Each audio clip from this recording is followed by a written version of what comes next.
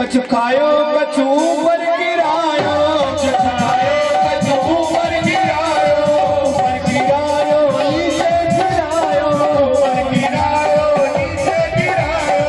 कछु बदन को खवाए गयोरी, कछु बदन को खवाए गयोरी, कछु भगवान को खवाए गयोरी, कछु भगवान को खवाए गयोरी। चित चोर मेरो माँ कने खाए गयोरी, चित चोर मेरो माँ कने खाए गयोरी, चित चोर मेरो माँ कने खाए गयोरी, चित चोर मेरो माँ कने खाए गयोरी। खाए गयोरी मुस्काए गयोरी, खाए गयोरी मेरो खाए गयोरी, खाए गयोरी मुस्काए गयोरी, खाए गयोरी मुस्काए गयोरी। चित चोर मेरो माँ कने खाए गयोरी, चित चोर मेरो माँ कने खाए गयोरी, चित चोर मेरो माँ कने खाए गयोरी, चित चोर मेरो माँ कने खाए गयोरी। वो मक्खन खा गया, मक्खन खा गया, वो मक्खन खा गया, वो मक्खन खा गया। भैया पीछे वाले भक्त बड़े भाव के साथ दोनों हाथ ऊपर करके ताली बजाते हुए वो मक्खन खा गया, मक्खन खा गया, वो मक्खन खा गया, मक्खन खा गया, वो मक्खन खा गया, मक्खन खा गया, वो मक्खन खा गया, वो मक्खन खा गया, वो मक्खन खा गया। बिहारी मेरो हंसे हंसे के, वो मक्खन खा गया बिहारी मेरो हंसे हंसे के, मक्खन खा गया बिहारी मेरो हंसे हंसे के, मक्खन खा गया बिहारी मेरो हंसे हंसे के।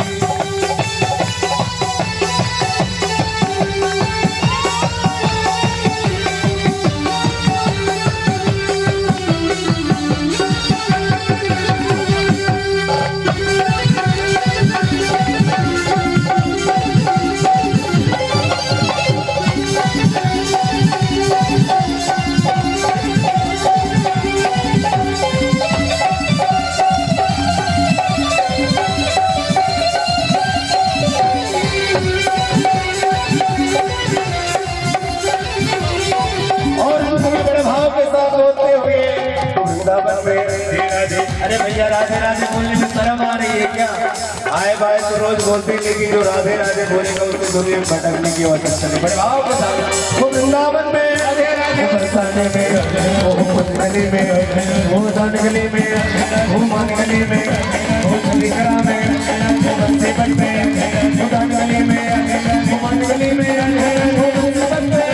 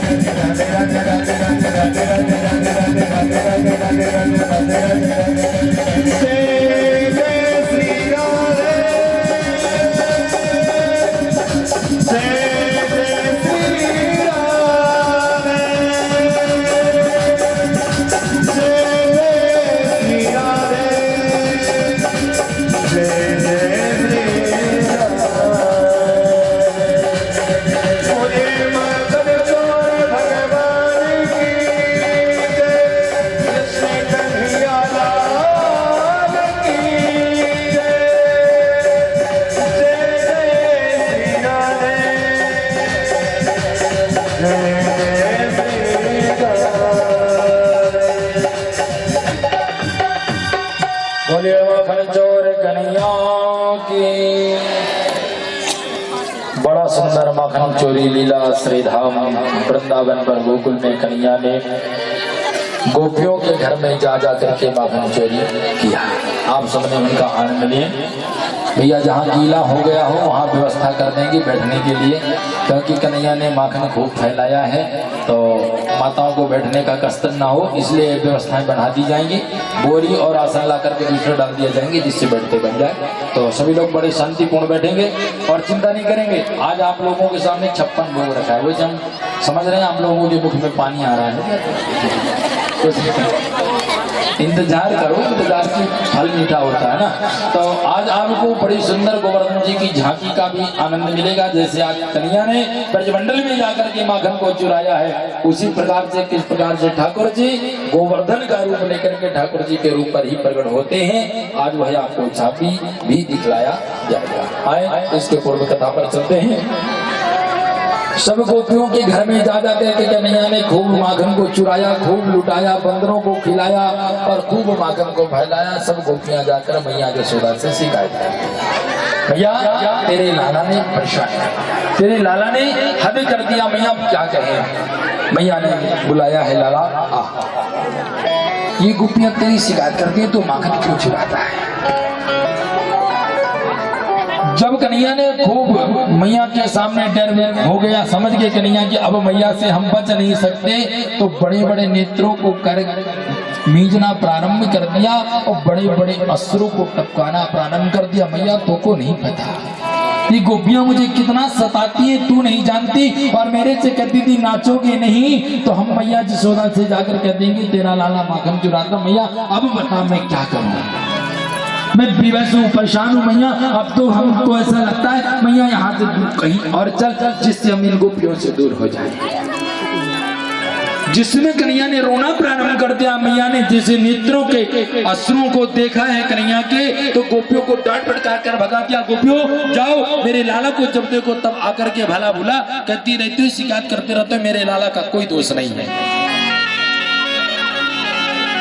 मैया गोपियों को तो भगा देती हैं और कन्हैया को हृदय से लगा करके कहती हैं लाला तू शांत हो जा, तू अच्छा है। लेकिन आज रात्रि में बैठकर मैया विचार करती है मेरा लाला चोरी क्यों करता है, क्या सेवक माखन को अच्छी तरीके से पकाते नहीं, या कोई कच्चा दूध तो माखन पर नहीं डाल देता दही में जिससे माखन में स्वाद न मिलता हो, कारण क्या है। तब सुखदेव जी कहते राजन आज मैया प्रातः काल उठ करके लाला के लिए स्वयं माखन बनाने का निर्णय लेती हैं। दोनी को चूल्हे में पकने के लिए रखती हैं, दूध को ले जाकर चूल्हे पर पकने के लिए रख देती हैं और आकर के स्वयं मक्खन को बनाना प्रारंभ करती हैं। और जैसे मक्खन को बनाती हैं तो ठाकुर जी का जागरण हो जाता है। और जैसे कन्हैया जागते हैं तो जाकर मैया के पास आते हैं और मैया से कहते हैं मैया मुझको भूख लगी है, माखन दे। मैया कहते हैं लाला नेकते मंजन मंजन कर ले, ब्रश कर ले, फिर आकर के खाना अभी नहा कर आया है। ठाकुर जी कहते हैं मैया देख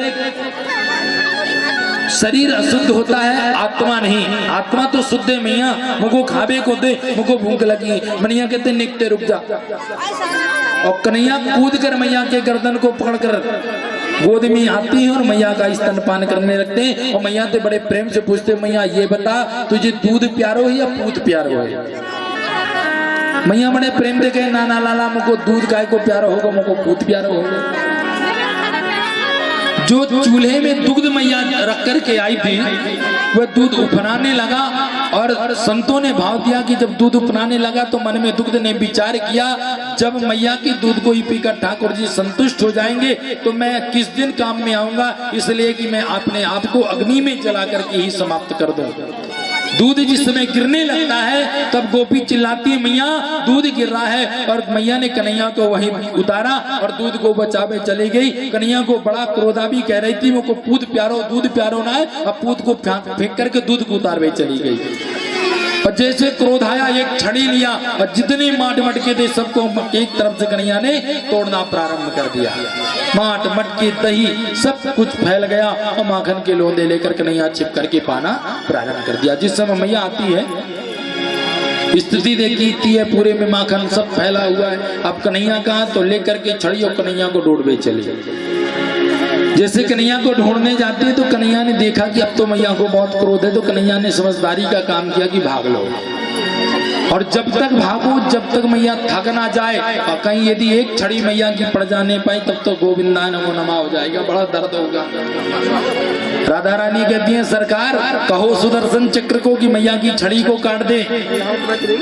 ठाकुर जी कहते हैं देवी काट सकता था, यदि कोई महादैत्य का महाअस्त्र होता तो सुदर्शन चक्र जरूर काट देता, लेकिन ये माँ का अस्त्र है, सुदर्शन में समर्थ नहीं कि माँ के अस्त्र को काट सके।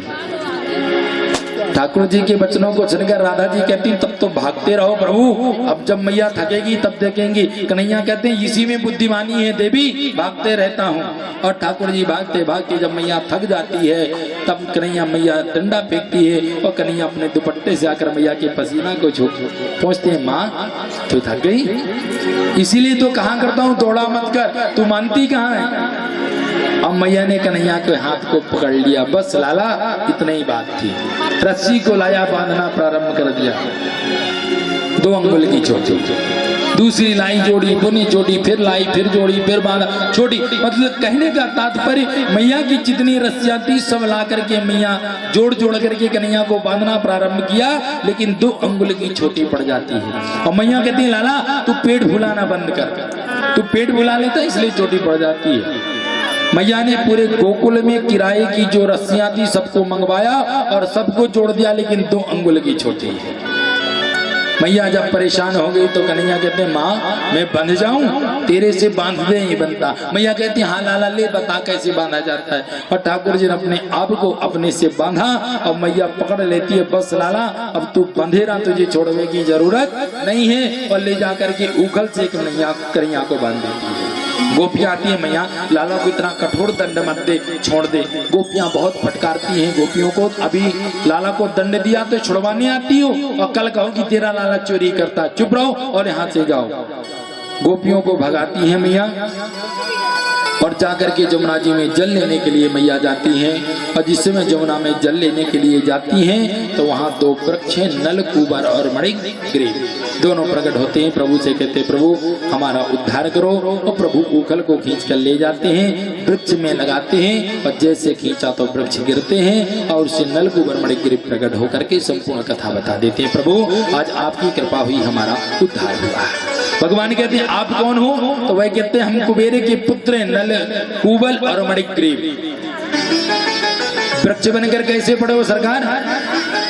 वो दोनों कहते एक दिन सरोवर पर स्नान कर रहे थे निर्वस्त्र अवस्था पर। अप्सराएं भी थी, नारद जी का आगमन हुआ।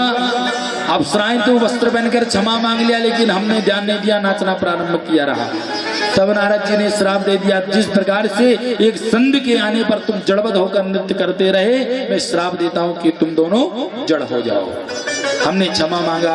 तब नारद जी कहते आप नंद भवन के आंगन के वृक्ष रहोगे और परमात्मा जब आकर के माखन चोरी के माध्यम से जब उखल पर बांधे जाएंगे तब आकर आपका उद्धार करेंगे। हे प्रभु आज आपने हम पर कृपा किया और हमारा उद्धार हुआ। प्रणाम करके प्रभु से वहां से जाते हैं।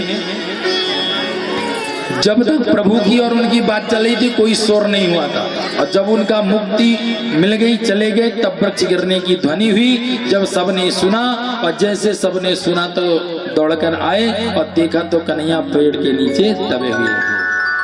बाबा आकर के पूछा किसने बांधा, तो ग्वालपालों ने बताया मैया ने दंड दिया है। बाबा मुक्त करते हैं और आकर जसोदा मैया को बहुत सुनाते हैं, आज यदि हमारे लाला को कुछ हो जाता तो हम किसी को मुख दिखाने योग्य नहीं बचते। और मैया क्षमा मांगती है, माँ महाराज हम क्या करें, जब सब शिकायत आकर के लाला की करते तो हमें बुरा लगता है। तो मैं ये थोड़ी जानती थी कि वृक्ष लाला के ऊपर ही गिर जाएगा, मैं तो केवल यूं ही बांध कर चली गई थी। क्षमा मांगती हैं और बाबा प्रसन्न होकर के और वहां से चल देते हैं।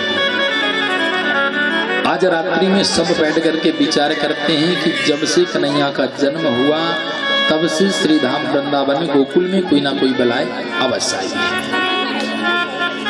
तो क्या इस गोकुल का त्याग कर देंगे तो लाला के ऊपर कोई संकट तो नहीं आएगा?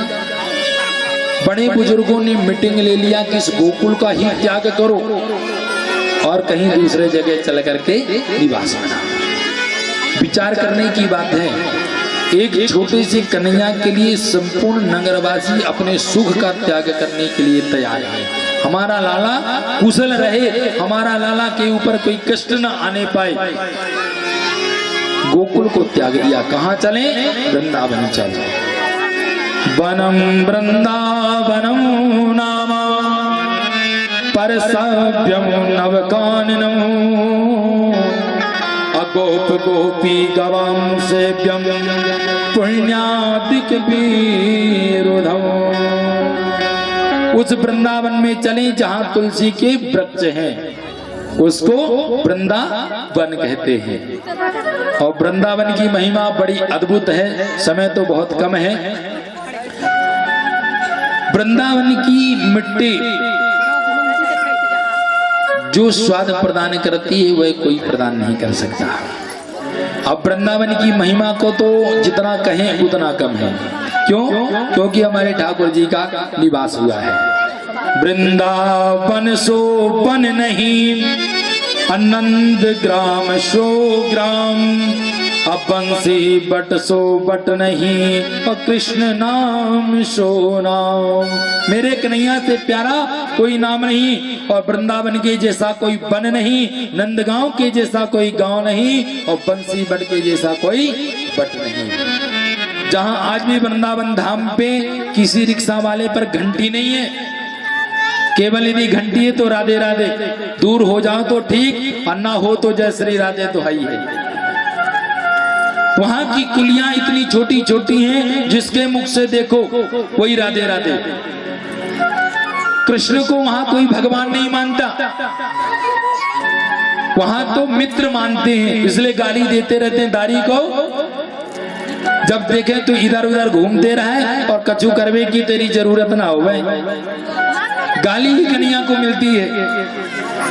उस वृंदावन में प्रवेश पाने के लिए, उस वृंदावन में स्थान पाने के लिए बड़े बड़े संत महात्मा मुनिंद्र तरसते हैं कि हमारा जो जन्म हो जाए वह श्रीधाम वृंदावन पर हमें हो जाए।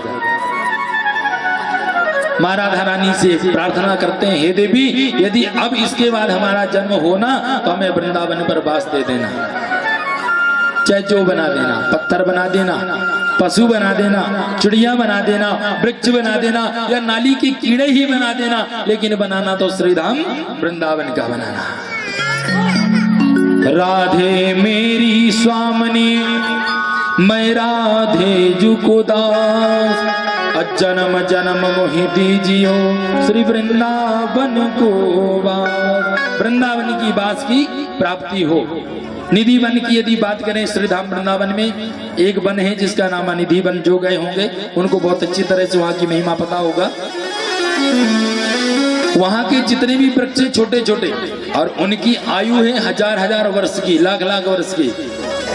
रात में वह गोपी का रूप धारण करते हैं, सुबह वृक्ष बनकर वहां पुनः प्रतिष्ठित हो जाते हैं। जहां बड़े बड़े घर की स्त्रियां आकर के झाड़ू लगाती हैं, ध्यान देना, जिनकी साड़ी की कीमत आके तो मुझे लगता है कि 50-50 हजार की होंगी, वह आकर के झाड़ू लगाते हैं। और हम आप जमीन में बैठने से डरते हैं कि कहीं हमारे कपड़े खराब ना हो जाएं। ठीक है, बहुत ध्यान से सुनना, महिमा की बात करता हूं, फिर तो कथा फटाफट मैं पूरा करूंगा। प्रेम से बोलो राधे राधे। क्यों? क्योंकि ठाकुर जी रात्रि में आकर के यहाँ रास रचाए होंगे, तो वह रज उड़ करके हमारे शरीर में पड़ जाए तो हमारा उद्धार हो जाएगा, हमारा कल्याण हो जाएगा। वह रज पड़ जाए तो उसी निधि वन के अंदर शीश महल है, जहां मां श्री राधा रानी की मंदिर है। उस मंदिर पर प्रतिदिन 2 बाल्टी जल, साड़ी, चूड़ी और सिंदूर रखा जाता है। जब प्रातः काल पुजारी पट खोलता है ना, तो बाल्टी का जल समाप्त मिलता है, केवल एक बाल्टी में 2 या 3 लोटा जल बचता है। साड़ी बिखेरी हुई मिलती है, जैसे कोई जल्दी जल्दी उतार कर फेंक कर चला गया हो। चूड़ी फैली मिलती है और सिंदूर बिखरा हुआ मिलता है। उस शीश महल पर हमारे ठाकुर जी आकर मां श्री राधा रानी का श्रृंगार करते हैं। क्योंकि इसका प्रमाण देने वाला एक यादव है। उसने सुना था कि वृंदावन की गैया भगवान श्री कृष्ण चलाते हैं। आकर के वृंदावन में सबसे पूछने लगा, क्यों भैया इसी आश्रम की गैया भगवान चढ़ाते हैं, सब डांट कर भगाते हैं, पागला हो गए, भगवान क्यों चढ़ाएंगे गैया? एक मंत्र के पास गए, महाराज इसी आश्रम की गाय क्या भगवान श्री कृष्ण चराते हैं? मंत्र जी बहुत बुद्धिमान थे, उन्होंने कहा अच्छा नौकर मिल जाएगा फ्री फोकट में। बोले हाँ इसी आश्रम, ठीक है तो कह देना भगवान को कल से गैया चराने की जरूरत नहीं है, गैया मैं चराऊंगा, मेरे होते हुए वो क्यों गए चराए। प्रातः काल यादव आता है और आकर के गैया को छोड़ करके ले जाता है, चराता, चरा कर ला करके पुनः शाम को बांध देता है। यही क्रम चलता और संतों के यहाँ जो भोजन प्रसाद बचता उसको बांध देते तो वह कलीबा में लेकर चला जाता। एकादशी का दिन आया और एकादशी के पूर्व ही संत महात्मा सब कुछ अपने भोजनालय को खाली करके गो को खिला देते हैं। जो बच्चा रसोईया शुद्ध ना रहे तो एकादशी के दिन उसको भोजन प्रसाद नहीं मिला और जेठ बैसाख का महीना, तपी धूप, और वह गैया लेकर चलता। जैसे 12 बजते हैं तो उसके भूख के मारे प्राण जाने लगते हैं और बारंबार करता हे प्रभु इसी प्रकार से आप भी भूखे रह करके गैया चराते थे, मुझे तो लगता मेरे प्राण निकल जाएंगे। और जैसे पुकारा तो ठाकुर जी मंदिर से निकल पड़े और अपने अचले पर रोटी को बांधा और ले जाकर के कदम के वृक्ष पर टंगा दिया। यह दृश्य यादव देख रहा था कि भगवान आए और आकर के कदम के वृक्ष में रोटी टंगा करके लौट करके चले गए। यादव आता है पर आकर के उस रोटी को निकाल करके पाता है और पाने के पश्चात उस दुपट्टे को धुल करके और अपने कमर में गर्दन में डाल लेता कि जाकर के आज वहां दे दूंगा। जिस समय जेठ बैसाख की तपी रेत पर देखा कि मेरे प्रभु नंगे पैर आए तो क्रोध के मारे आग बबूला हो गया कि आश्रम में इतने संत महात्मा थे, क्या सब मर गए थे जो भगवान श्री कृष्ण को रोटी लेकर आना पड़ा। सीधे महंत जी के पास जाता, गाय को बांध करके और कहता क्यों महंत जी इस आश्रम में जितने संत थे सब मर गए थे। महंत जी ने कहा कैसी बात करते हो? बोले हाँ महाराज जो रोटी लेकर के भगवान श्री कृष्ण को जाना पड़ा।